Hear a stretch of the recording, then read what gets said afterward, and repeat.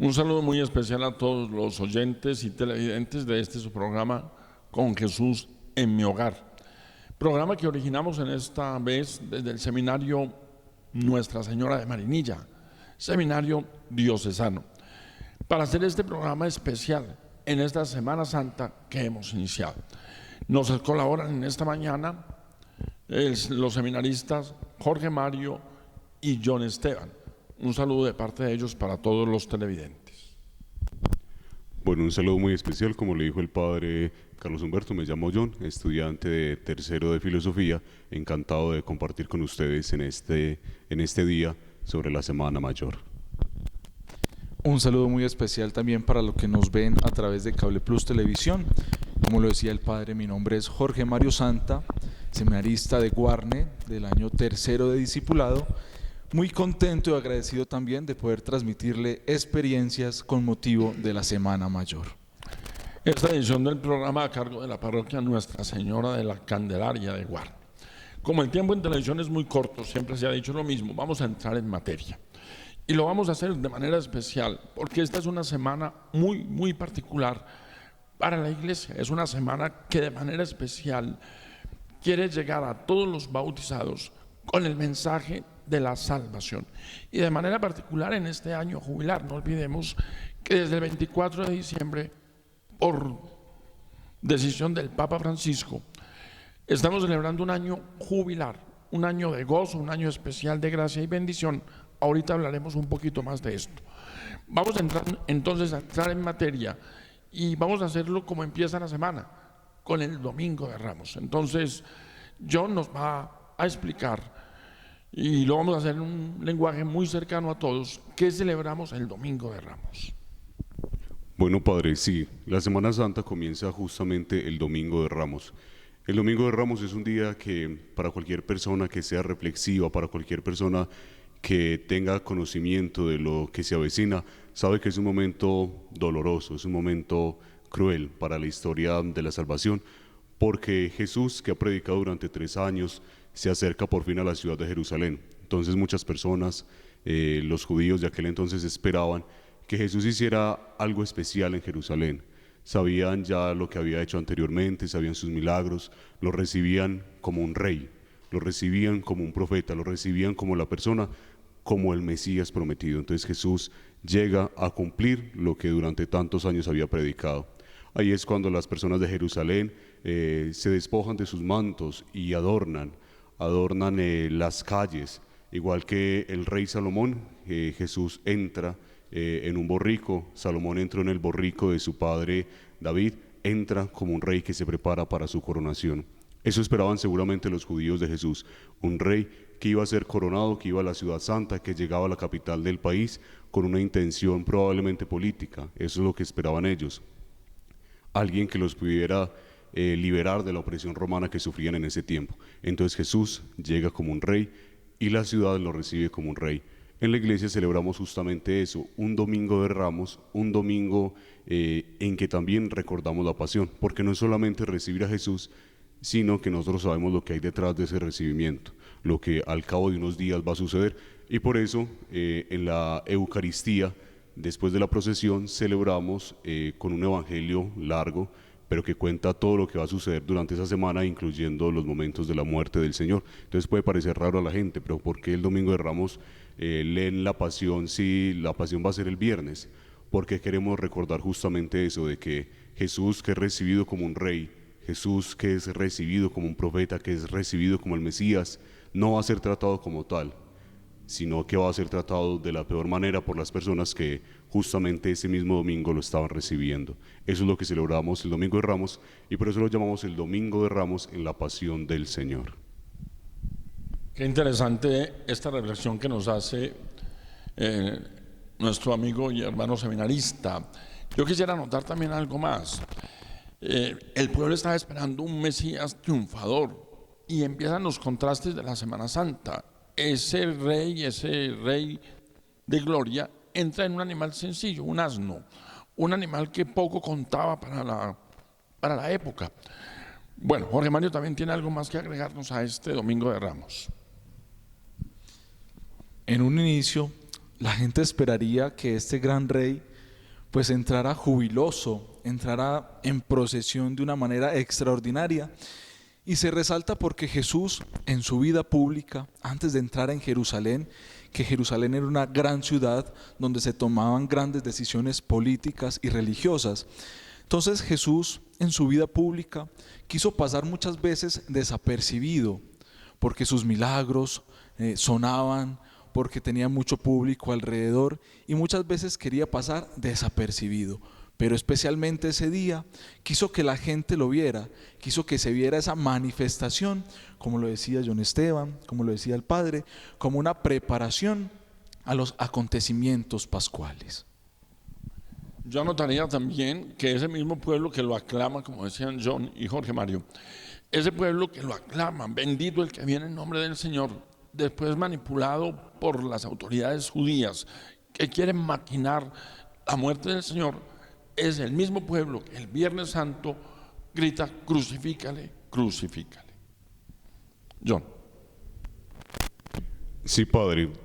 A mí se me hace personalmente difícil la lectura de lo que es el Evangelio de San Juan, porque en el Evangelio de San Juan se nota sobre todo como esa enemistad de Jesús con las autoridades. Jesús no fue una persona querida por todo el mundo. Jesús se hizo muchos enemigos a lo largo de su ministerio y durante muchas ocasiones lo querían apedrear, durante muchas ocasiones lo querían despeñar, durante muchas ocasiones Jesús estuvo a punto de ser linchado por la misma población. Entonces Jesús, al ir a Jerusalén, está yendo, por así decirlo, a la guarida de los leones, al lugar donde nosotros sabemos que va a acabar su vida, al lugar donde sabemos que los enemigos que se hizo durante todo el camino tienen posibilidad de atacar, de asesinarlo, que tienen la posibilidad por fin de hacerse con la vida de él. Y es muy importante también resaltar que ese acompañamiento del pueblo tenía varias intenciones, varias motivaciones. Muchos estaban allí esperando este rey que iba a ser, qué les iría a dar, qué les iría a tocar, cómo iba a ser ese reinado, porque no era muy entendible que un rey entrara en la forma en que entró Jesús a Jerusalén. Luego los acontecimientos se desarrollarían de otra manera. Bueno, yo quisiera, para terminar esta parte, Jorge Mario, una invitación a cómo podemos vivir los fieles nuestros, desde los niños, y una invitación especial. Estas tradiciones han perdido un poco, porque es innegable que han entrado culturas que no favorecen las celebraciones. ¿Cómo podríamos motivar a las familias, Jorge Mario, a los niños, a vivir este Domingo de Ramos? Bueno, Padre, la invitación es muy sencilla, en 2 palabras: celebrar y conmemorar. Tristemente se ha perdido esta celebración y esta conmemoración dentro de las parroquias o en los municipios, porque la cultura de hoy nos invita a hacer otras cosas, nos invita más a la novedad, a hacer cosas nuevas, y muchos piensan que la Semana Santa es algo que se repite, que se repite y que se repite, pero es algo en lo que nosotros nos hemos venido preparando desde la Cuaresma, y es algo entonces en lo que nosotros debemos primero celebrar, acompañar las procesiones en la parroquia, acudir a las celebraciones litúrgicas que tienen un contenido profundo, y también conmemorar, tener la conciencia de que no es un evento más, de que no es parafernalia, ¿no? Es un momento muy especial en que nosotros, como cristianos católicos, recordamos la pasión, recordamos la muerte y recordamos la resurrección del Señor. Es algo que siempre va a estar en nuestros corazones y es algo que nosotros debemos conmemorar. Tenemos una preparación desde hace 40 días y ahora vamos a ver entonces los frutos de esa preparación, siendo conscientes y asistiendo a las parroquias, a las procesiones, con fe y con devoción. Muchas comunidades parroquiales también ya desde hace varios años han organizado momentos de fe muy lindos para los niños. Los conocemos como la Pascua Infantil. Casi en todas las parroquias de nuestra diócesis tenemos en las parroquias espacios preparados para que los primeros 3 días, domingo asistiendo en familia a la procesión de Ramos, pero el lunes, martes y miércoles, pues también diferentes momentos de celebración mejor con los niños, para que en un lenguaje cercano a ellos, con personal capacitado, tengamos esa celebración. Se me olvidaba algo muy importante, John. Ha entrado una cultura nuestra en que debemos cuidar la ecología. Claro, el Papa Francisco nos ha insistido desde sus escritos en que debemos cuidar la ecología, debemos cuidar la naturaleza, la casa que nos es común, es la expresión que él utiliza. Por eso, desde hace varios años se nos invita a no destruir la naturaleza, pero hay muchos medios, hay muchas formas de asistir, hay muchos arbustos que son comunes entre nosotros, pequeños ramitos que podemos llevar para que simbolicemos la entrada de Jesús a Jerusalén. Sí, padre, tienes toda la razón. De hecho, en Colombia estuvo más acentuado el tema, sobre todo por la palma de cera, que es el árbol nacional y que es el árbol que antiguamente era maltratado, por así decirlo, para acompañar la procesión. Entonces el gobierno y varias localidades, varias instituciones del gobierno han intentado como evitar el uso de la palma de cera y buscar justamente otro tipo de arbustos que sirvan para esto. Pero yo creo que es algo que se puede adaptar, algo que se puede adaptar de muchas maneras. Por ejemplo, he visto que en varias comunidades lo que hacen es que llevan la plantica, el pequeño arbolito que va a crecer en una bolsita, y es una planta viva, es una planta que todavía no ha caído en la resequedad, es una planta viva que sirve también para alabar, para adorar al Señor en medio de estas procesiones. Entonces yo creo que es algo que se puede adaptar. Claro, es muy bonita esa costumbre también de llevar pequeñas ramitas, arbustos, que son muy comunes entre nosotros en cercos de casas, fincas, que se reproducen muy fácilmente. Lo importante es que desde el corazón y con el corazón acojamos el mensaje y recordemos, bendito el que viene en nombre del Señor, hosana en el cielo. Recomendadísimo también llevar a las procesiones, especialmente el Domingo de Ramos, una florecita, pero que esa florecita sea muy especial. Primero, porque nos la van a bendecir en la procesión de los ramos, y segundo, que sea ese recuerdo también del año de la esperanza, que sea esa florecita un recuerdo que quede para nosotros del año de la unción de los enfermos, que sea un recuerdo para que nosotros, cuando la miremos, cuando la cuidemos, cuando la reguemos, sea el recuerdo de la esperanza, una esperanza que no pasa, sino que una esperanza que se renueva, así como se renueva también las plantas y se renueva también la naturaleza. Vamos entonces a un corte de comerciales y luego continuamos con ustedes.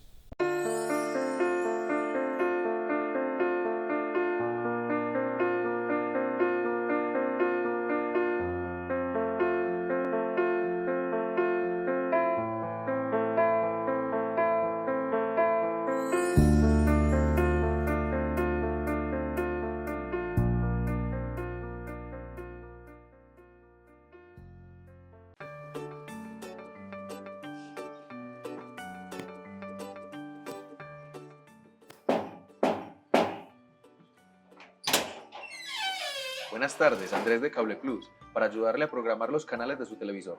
Sí, muy buenas tardes. Es este televisor, bien pueda. Muchas gracias, con permiso.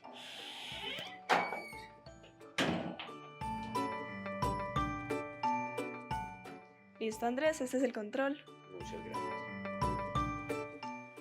Para la televisión digital debemos conectar el cable coaxial en el puerto donde dice antena de aire, pues la televisión digital se recepciona por ese puerto.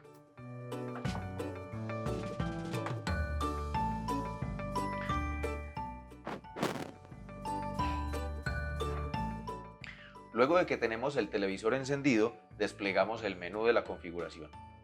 Bajamos hasta la parte donde dice emisión y le damos ajuste automático. Luego le damos inicio. Aquí en esta parte de antena verificamos que la antena que vamos a programar sea la de aire, la que anteriormente conectamos detrás del televisor.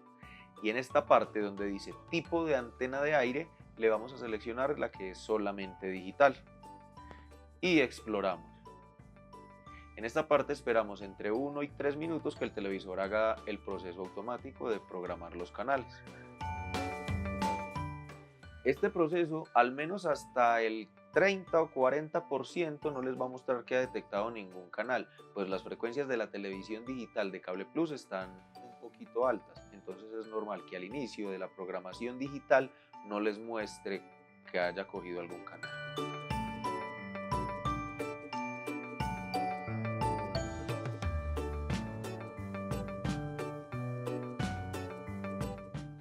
Debemos tener en cuenta que el proceso de programación es el mismo para la gran mayoría de los televisores. ¿Qué debemos tener en cuenta? Que el menú de programación y de sintonización va a aparecer un poco diferente dependiendo la marca y el modelo del televisor.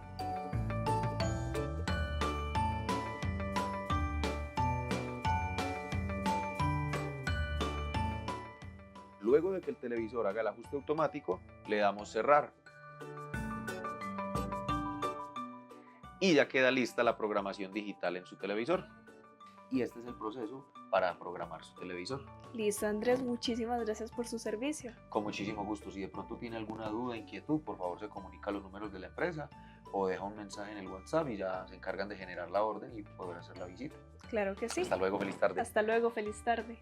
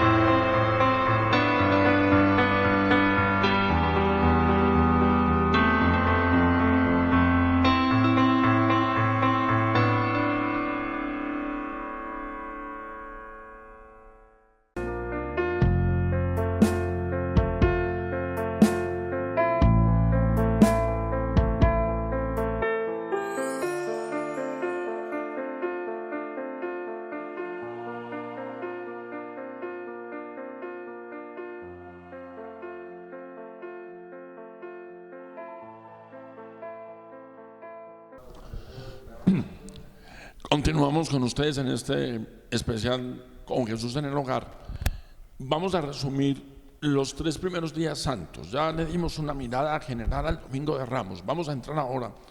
Jorge Mario nos va a ayudar a iluminar desde la fe y desde los acontecimientos que se sucedieron lunes, martes y miércoles. ¿Qué celebramos en estos 3 días?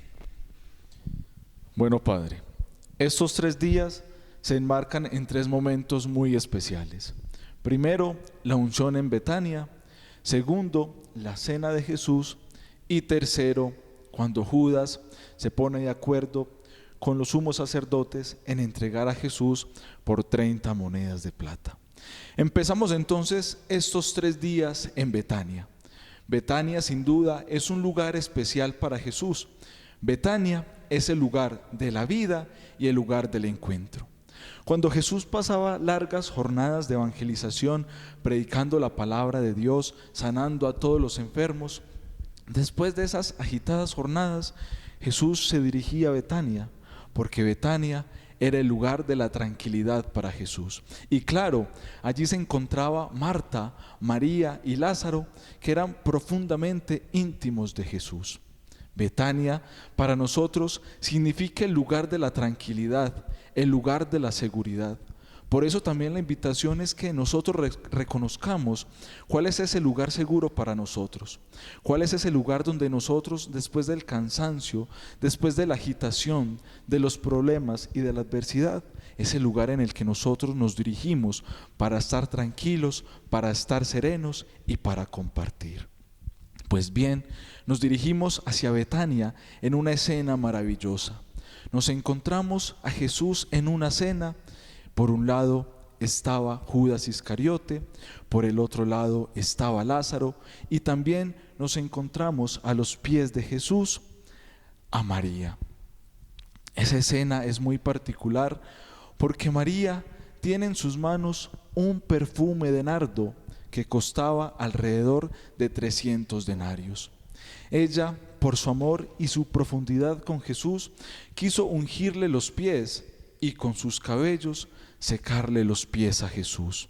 Un signo muy bonito y maravilloso, porque más adelante Jesús también se encontrará en una cena y también estará lavándole los pies a sus discípulos. Un gesto que quizás Jesús aprendió de esta mujer allá en Betania.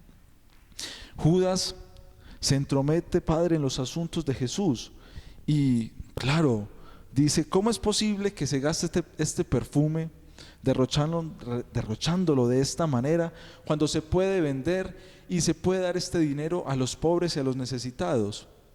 Pues no, sus intenciones eran diferentes porque él tenía en sus manos el dinero y seguramente ese dinero se quedaba para él. Pero quedémonos con la escena de Betania, un lugar seguro, un lugar tranquilo donde Jesús se sentía en casa compartiendo con sus amigos más íntimos. Cabe resaltar que el texto dice que 6 días antes de la Pascua. Él ya sabía lo que se le venía encima, pero sus amigos con amor lo disfrutaban y lo valoraban al interior de su hogar. Vemos entonces en un segundo momento el martes santo. Jesús se encuentra en la cena con sus amigos, con los apóstoles que él mismo había llamado por su nombre. Y es que la cena, Padre, para el pueblo judío era compartir la vida, era un momento de intimidad y no con cualquiera se comparte la mesa. Ustedes, queridos televidentes, se dan cuenta que en el comedor, cuando van a cenar, no invitan a cualquiera, no invitan a un desconocido, no. Ustedes se centran y se encuentran con las personas cercanas, con hermanos, con hijos, con abuelos, porque la cena es compartir la vida. Y allí sucede algo importantísimo en esta historia de salvación que nos va a adentrar al tríodo pascual. Jesús anuncia quién será el traidor, quién será el que lo entregará. Pero algo curioso, y es que los apóstoles, sus discípulos que estaban con él, no se daban cuenta quién sería el que lo iba a entregar. Pues ven, hay una palabra y un gesto importante, y es que Jesús dice: aquel al que yo le dé el pan mojado, ese será el que me va a entregar. Y precisamente se le entrega a Judas. Judas inmediatamente sale y Jesús le dice: lo que tengas que hacer, hazlo ahora. Pero pasó desapercibido quizás ese mensaje, porque él era encargado de muchas cosas, como decimos por ahí, de los mandados, ¿cierto? Entonces muchos pensaron que Jesús lo había mandado a hacer preparaciones o a conseguir todo lo relevante a la cena pascual. Hasta ahí la escena del martes santo. Pero aparece también la figura de Pedro, y es que Pedro en su terquedad le dice a Jesús: Jesús, yo con usted me voy hasta el fin del mundo, hasta donde sea me voy contigo. Pero Jesús en su sabiduría le dice: no, Pedro. Él sabía que lo iba a negar. Por eso también la actitud de silencio y no hablar en momentos en los que no se deben, porque Jesús en su corazón nos conoce y nuestro actuar muchas veces es condicionado por el contexto en que nos encontramos. En la escena de la cena, claro, era muy fácil decir que yo te sigo, pero en el huerto muy difícil decir que voy a seguir a Cristo.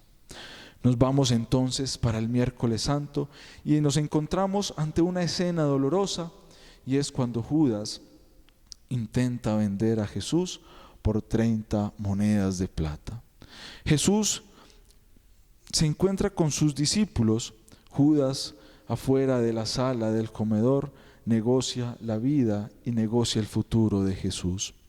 Judas quizás vio en Jesús un líder revolucionario, un líder político que iba a liberar a Jerusalén, pero no de la forma en que lo hizo Jesús. Jesús quería liberar al pueblo por amor, por bondad, con misericordia, con el corazón, y no por las armas como lo quería o lo pensaba Judas. 30 monedas es el precio que le pone un amigo, es el precio que le pone Judas Iscariote a Jesús. Un precio que luego tendrá el signo de un beso, pero un beso que no se dan los enamorados, ni un beso de amistad, sino un beso de traición, porque por ese gesto se entrega al Hijo del Hombre.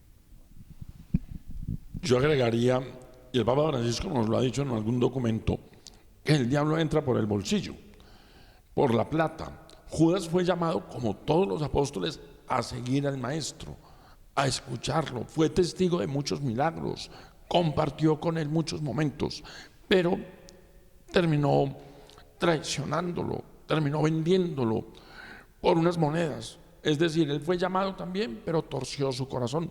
Puede ocurrirnos a nosotros también, llenos de buenas intenciones, queriendo seguir a Jesús, pero muchas situaciones de la vida nos ponen frente a paradigmas y cambiamos a Jesús por pequeños dioses, por pequeños momentos, o realidades que puede que nos den un placer muy ligero, tal vez de pronto hasta agradable, pero que arruinan ese mensaje que ha querido Jesús sembrar en nuestros corazones. John, ¿agregaríamos algo más a estos 3 días? No, padre, yo creo que ya ustedes han dado bastante en el punto con estos 3 días.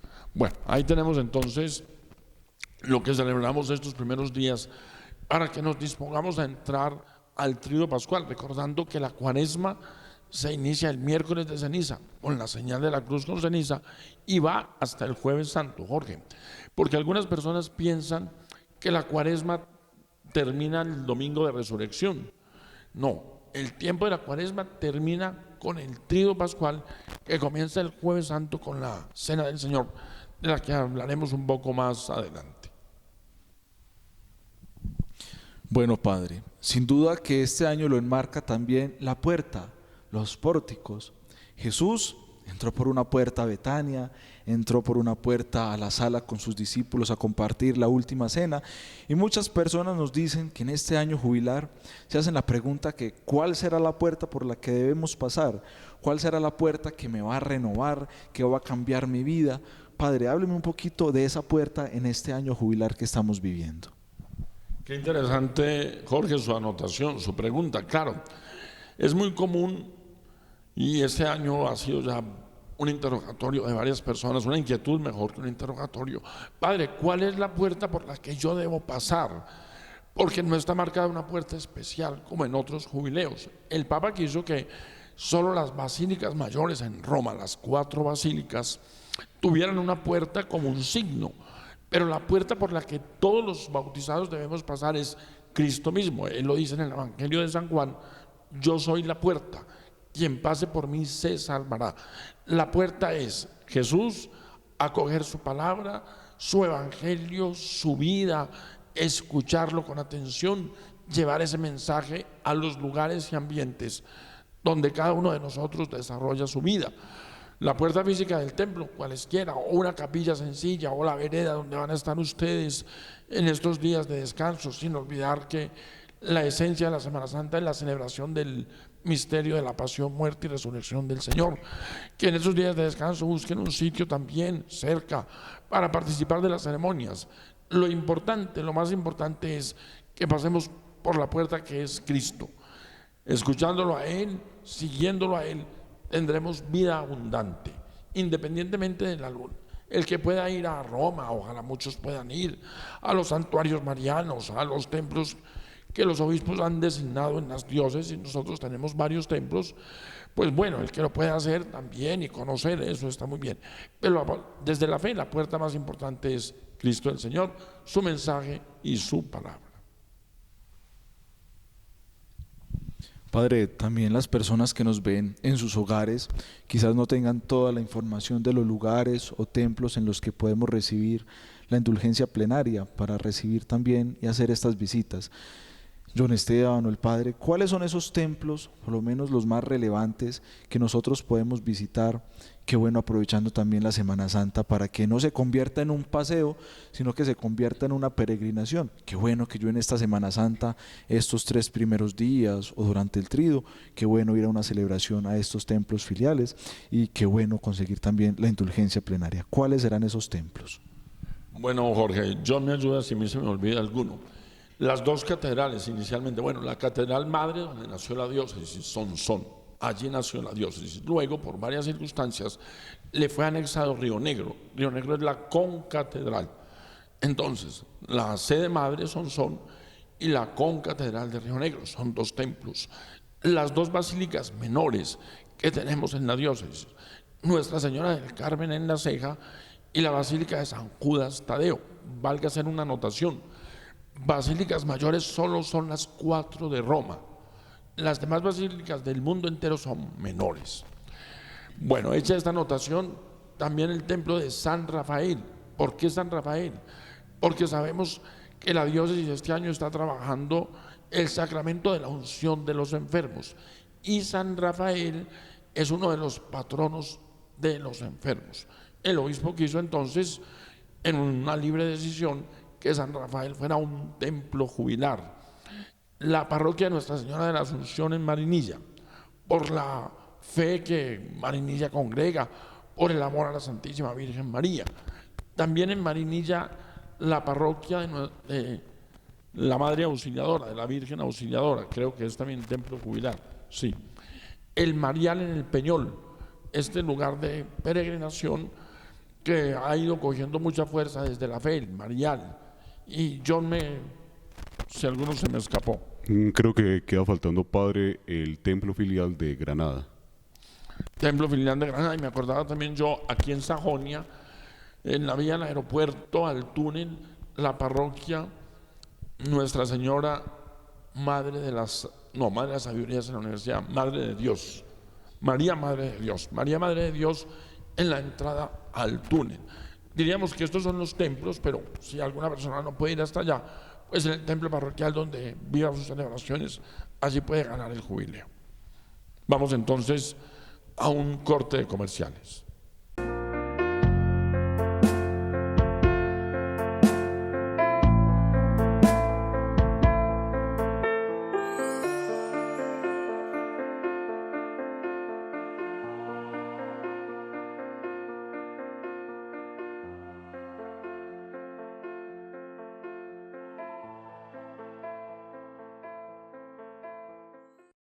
¿Sabías que Cable Plus ahora cuenta con una oficina más inclusiva? Porque pensamos en toda la comunidad guarneña y en seguirles ofreciendo un mejor servicio. Nuestra sede principal contaba con escaleras, así que hemos eliminado esta barrera para las personas con discapacidad. ¡Acompáñennos!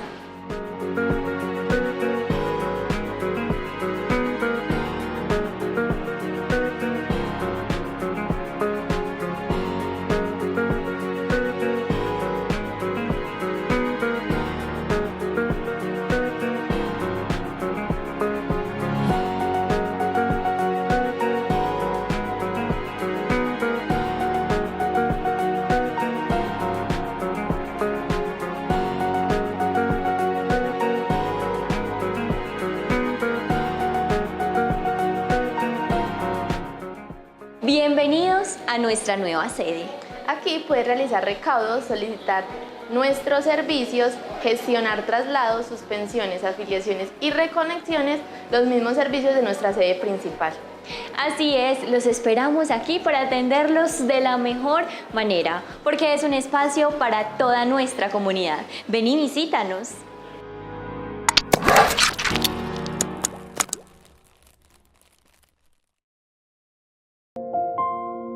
Vive un tiempo de unidad, amor y reconciliación.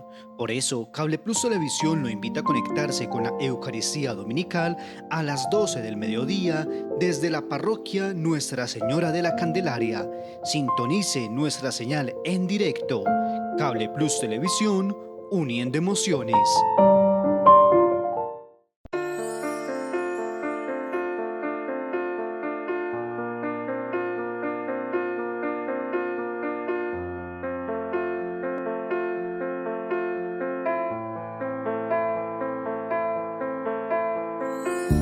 Continuamos entonces en este especial de Semana Santa desde el Seminario Diocesano Nuestra Señora.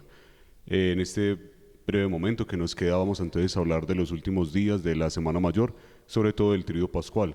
Vamos a hacer entonces un esfuerzo muy grande para poder hablar de todo lo que nos corresponde.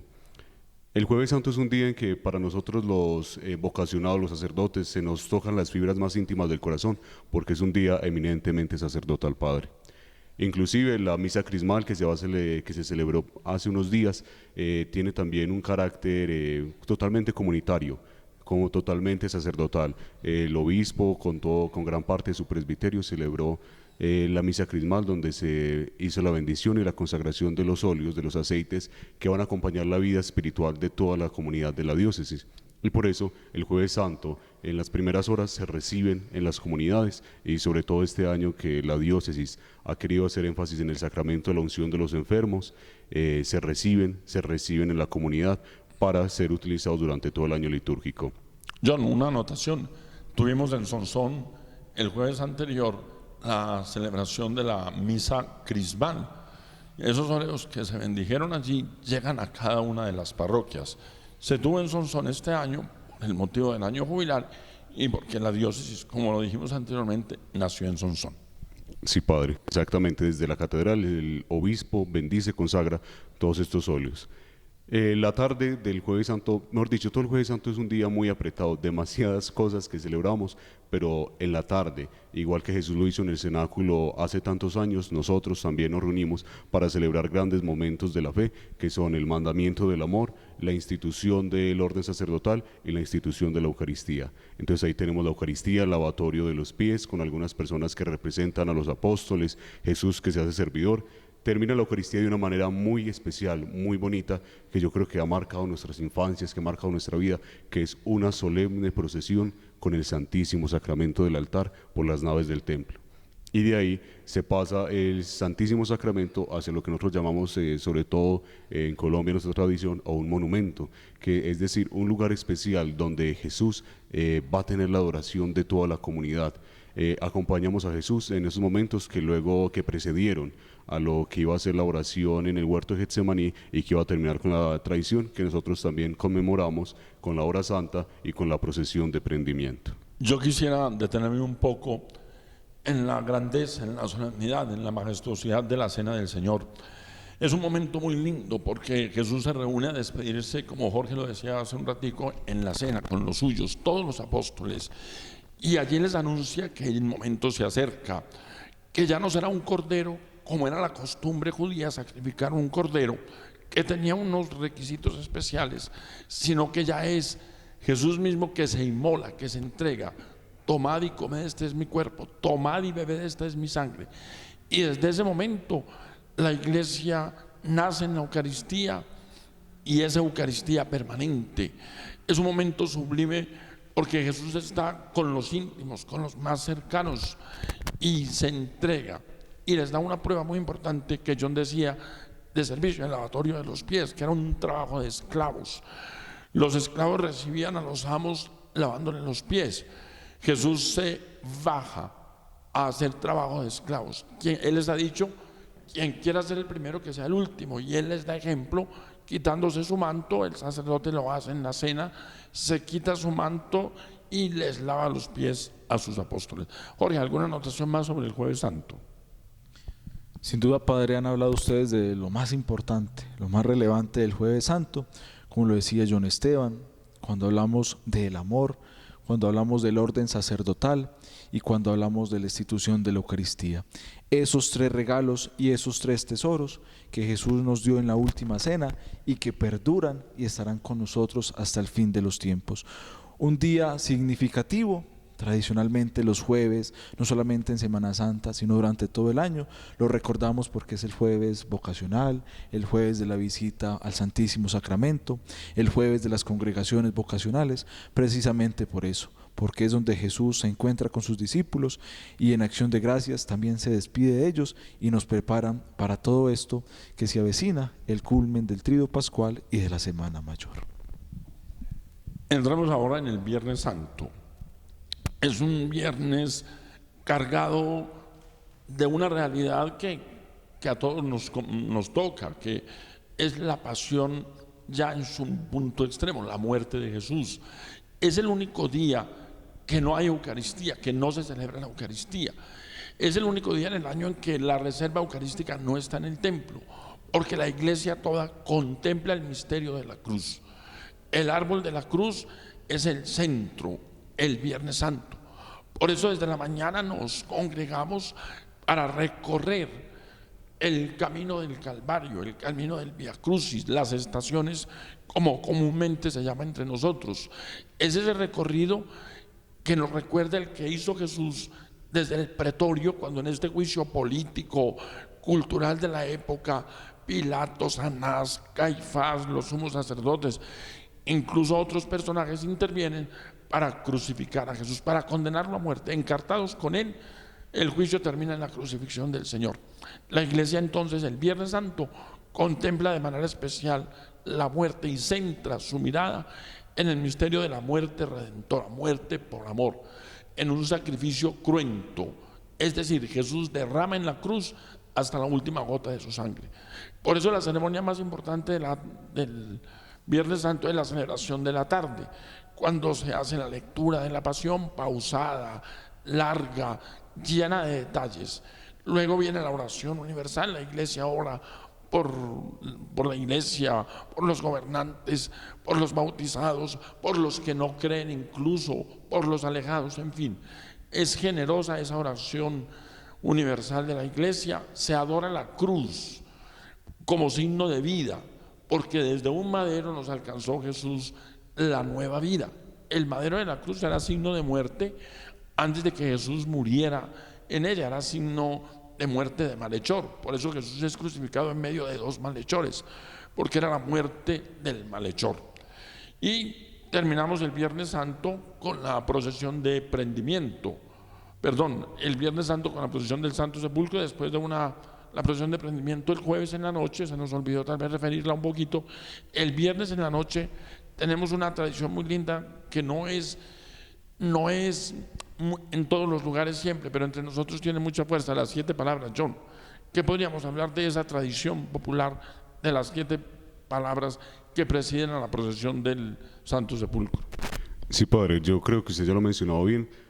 Además de las 7 palabras, yo agregaría también como algo muy de la tradición nuestra el ejercicio del Vía Crucis. De hecho, no sé si sabían que los cantos que nosotros utilizamos en las estaciones es algo propiamente colombiano, de Gonzalo Vidal. Es algo que no se canta en ninguna otra parte del mundo, inclusive por fuera de este departamento, por fuera de Antioquia, es algo muy desconocido, es algo muy antioqueño. Pero el ejercicio de las 7 palabras... Que es muy hermoso, perdón, John, que me interrumpa. Padre, sí. Eso está arraigado en nosotros. El por mí, Señor, inclinas. Eso está lleno de un contenido que nos lleva a contemplar ese misterio de la muerte del Señor. Sí, son unas piezas, unos poemas hermosísimos, padre. Y lo dice quien tiene conocimiento, porque John, aparte de ser seminarista, pues tiene bagaje musical, le gusta, lo hace y toca también instrumentos. Valga la cuña, John.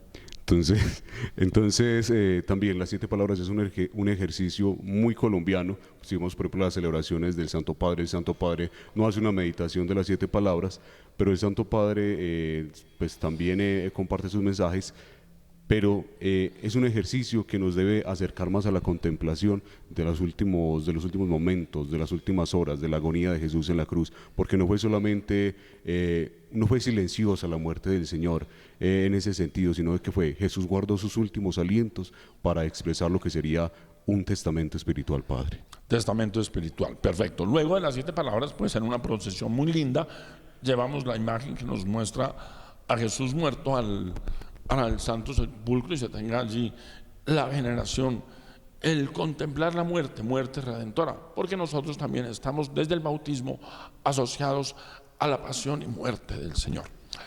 Vamos al sábado. Es un día especial, es un día en el que de manera especial, estando en este seminario, Nuestra Señora, miramos a la Virgen del Dolor, la vemos a ella de negro, hermosa, engolfada en dolor por la muerte de su hijo, claro, en ese misterio de ese sí que ella había dado. He aquí la esclava del Señor, ese sí que mantuvo durante su vida. Tiene un momento muy alto en el Calvario, cuando contempla mejor la entrega de su hijo al Padre en la cruz. El sábado en la mañana, el sábado todo, de manera especial, Jorge, tiene esa connotación mariana, mirar a la Santísima Virgen María en su soledad. ¿Qué podríamos decir de este Sábado Santo? Bueno, Padre, sin duda que el Sábado Santo es un día agridulce.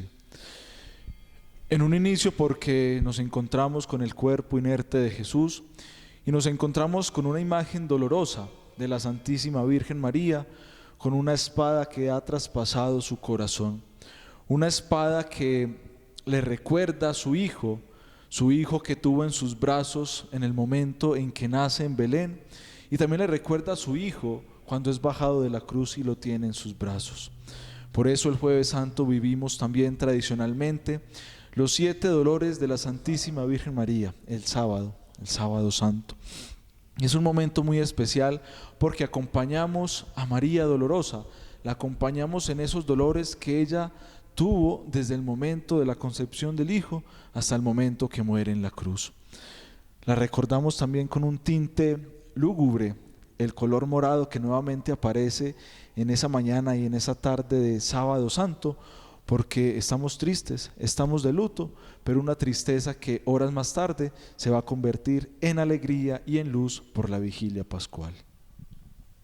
Y nos llegamos finalmente al día más importante, al día que debe llenar de gozo la vida de todos los cristianos, de todos los bautizados, la vigilia de resurrección, que es la celebración más importante de toda la semana. Hasta hace algunos años muchos cristianos se quedaban con el Viernes Santo, llegaban hasta el Cristo del dolor, de la muerte.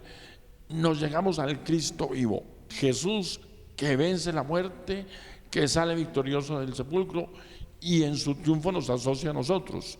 Por eso entonces demos una mirada, John, al domingo de Pascua. Desde el sábado en la noche, la costumbre, celebramos la gran vigilia, la madre de todas las vigilias, la vigilia pascual.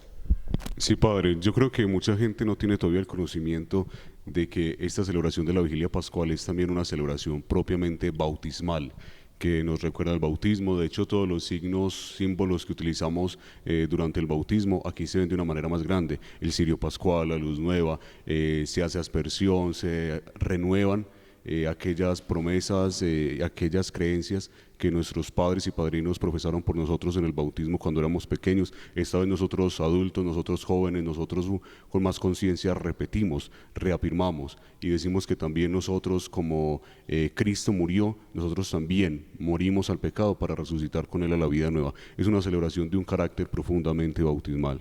Yo creo que Jorge nos puede ayudar también a expandir un poco ese tema. Claro, y en esta vigilia pascual y en el marco también del domingo de resurrección, es el momento donde nosotros debemos ver reflejada esa alegría del resucitado. Y es que ya lo diría San Pablo, si Cristo no hubiese resucitado, vana sería nuestra fe. Vamos a tener entonces en el sábado, en la noche, en la vigilia y el domingo de resurrección, momentos muy importantes que lo resalto sintéticamente. Tendremos la bendición del fuego nuevo, tendremos la liturgia de la palabra, donde haremos un recorrido desde el libro del Génesis, tendremos también la liturgia bautismal, donde se renuevan las promesas bautismales, donde nos damos cuenta que la luz vence las tinieblas y que el agua también es salvadora y redentora para nosotros. Tenemos también la liturgia eucarística que no teníamos desde el Jueves Santo, y es eso, el marco de la alegría, el marco de la resurrección, la luz que aparece y vence las tinieblas, la vida que vence la muerte y la alegría profunda de todo cristiano al saber que Cristo ha resucitado y que no se va a quedar en un lúgubre sepulcro, sino que se encuentra en la parroquia, en el sagrario, pero sobre todo la luz del corazón. Este ha sido un recorrido que hemos hecho con gran cariño. Seguramente algunos temas se nos han pasado, pero en esencia aquí está el recorrido del Domingo de Ramos al Domingo de Resurrección, con una invitación a todos los televidentes: vivamos con fe, vivamos con gozo espiritual, seamos generosos para participar, niños, jóvenes, abuelos, todos, de la belleza de las ceremonias, del sentido real de las ceremonias en este año, testigos de la esperanza, como el Padre Francisco ha querido que sea un año de júbilo y de gozo. Bueno, queridos televidentes, vamos a terminar con un momentico de oración, pidiéndole al Señor que estos días santos que nos aprestamos a celebrar sean de verdad días de recogimiento, de crecimiento, de conversión.